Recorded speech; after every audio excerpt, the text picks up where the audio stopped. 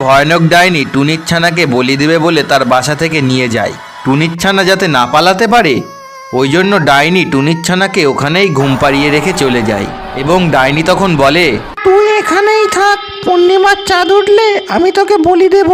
এই বলে ডাইনি সেখান থেকে চলে যায়। এবং অন্যদিকে টুনি তার ছানাকে খুঁজতে না পেয়ে প্রচুর কান্নাকাটি করতে থাকে। টুনির কান্নাকাটি শুনে সেখানে তাড়াতাড়ি করে ডাকু রাক্ষস চলে আসে। টোনা কয়েক বছর পর বিদেশ থেকে বাড়ি ফিরছিল, তাই সে তার ছানার জন্য সে অনেক খেলনা কিনে নিয়ে যায়। এবং সে কিছুদূর গিয়ে দেখে যে একটা দুষ্টু ডাকু রাক্ষস তার পথ আটকে দাঁড়িয়ে রয়েছে। তারপর টোনা ডাকু রাক্ষসকে ওখান থেকে সরে যেতে বলে এবং ডাকু রাক্ষস টোনার ওপর রেগে গিয়ে টোনাকে অনেক লাথি মারে। টোনা সেই লাথির আঘাতে ওখানেই মারা যায়। এবং অন্যদিকে টুনি এবং টিঙ্কু টোনার জন্য বাড়িতে অপেক্ষা করছিল। তখন টিঙ্কু বলে, মা তুমি গিয়ে একটু দেখো বাবার আসতে এত দেরি হচ্ছে কেন? বাবা কি অত খেলনা একা চাগিয়ে আনতে পারছে না?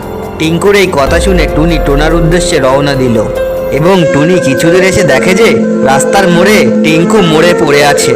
এই দেখে টুনি খুব কান্নাকাটি করতে থাকে। টুনির এই কান্নাকাটি শুনে সেখানে ওই ডাকু রাক্ষসটি আবার চলে আসে। বন্ধুরা, একদিন টুনি এবং তার ছানা টুনির উপর দিয়ে নৌকা নিয়ে যাচ্ছিল, কিন্তু হঠাৎ মাঝপথে এসে নৌকাটি অনেক দুলতে থাকে এবং সেই নৌকার দোলানিতে টুনি এবং টোনা দোলতে থাকে। নৌকা এত জোরে দুলছিল যে সেই দোলনা থেকে টুনির ছানা টোনা নৌকা থেকে ছিটকে জলের মধ্যে পড়ে যায়। এবং তারপর নৌকার দুলানি থেমে গেলে টুনি তার ছানাকে আর খুঁজে পায় না।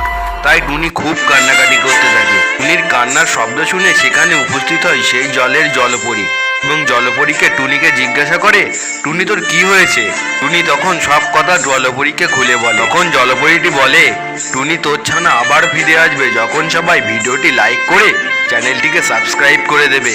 বন্ধুরা, একদিন টুনি মামার বাড়ি যাচ্ছিল। ঠিক তখন টুনি দেখে যে রাস্তার ধারে একটা আয়না পড়ে আছে। টুনি যেই আয়নার দিকে তাকায় তখন সেই আয়না থেকে একটা আশ্চর্যকর হাত বাড়িয়ে আসে এবং হাতটি টুনিকে টেনে নিয়ে আয়নার মধ্যে ঢুকিয়ে দেয়।